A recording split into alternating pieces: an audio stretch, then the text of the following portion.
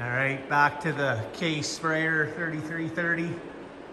I was watching a fella down in Montana, I forget his name, big farm, and he has a 4440, and he just got a 100-foot Borgo cedar was the YouTube video I was watching. But anyhow, they showed some of his sprayer, and I was almost gonna leave my fenders off, and I should have left it, but the sprayer's been sitting here inside all winter.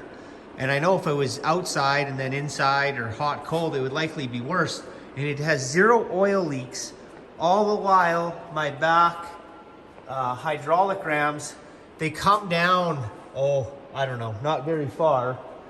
And I guess this is one of the, from before I bought it, and it come and rested on this. And it is a extremely poor design by Case. My Wilmar sprayer, it had an arm here that held it up, so when you cradled your boom, all that pressure wasn't just on your hydraulic rams. So as I was looking at this thing, I'm like, how do I build an arm and then mount it to this? And I wasn't coming up with any good ideas. And then I was gonna leave the fenders off, and then that fella from Montana said, you best be putting your fenders on, because otherwise you're gonna wipe out.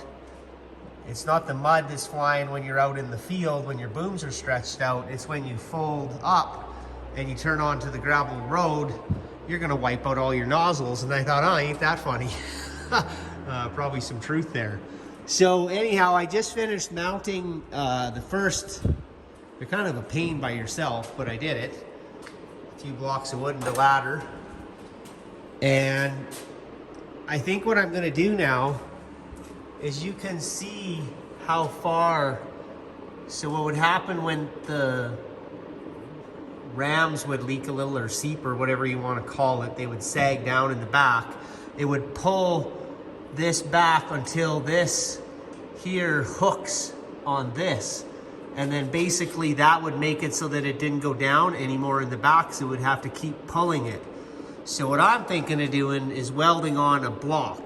And I keep looking at this arm, and I'm like, that arm is gonna take all of the torque like this, but it's currently taking all of the torque right now anyhow. And that's what's making this little bend here.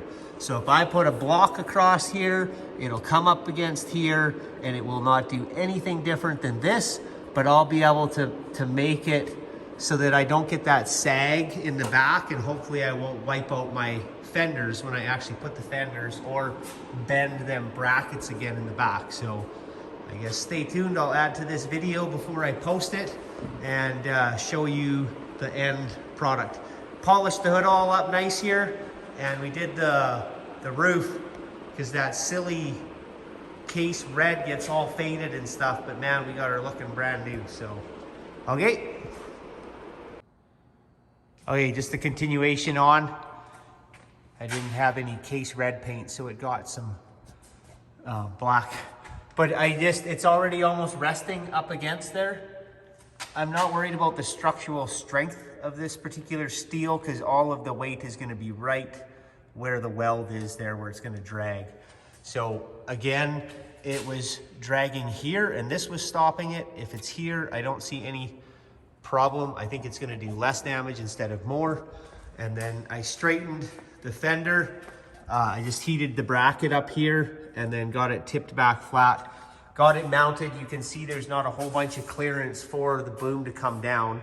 And now that it's resting on the front, we'll see if this kind of cheap fix. I was looking at a way to gusset this or beef this up so that it actually could rest on there. But when the wheel spring comes up, it's gonna get tighter here, not less. So if I put anything in here, I would worry about the wheel hitting it. So I just want to try this kind of fast fix for now and see if it does the job. So this one I don't have painted yet. I just swung the boom to the side, and then I'll put it back, and then I have yet to just throw the fender on here. And then again, just had to heat this one up and try and. So hopefully that's a simple fix, and I guess I'll let you know if it's not.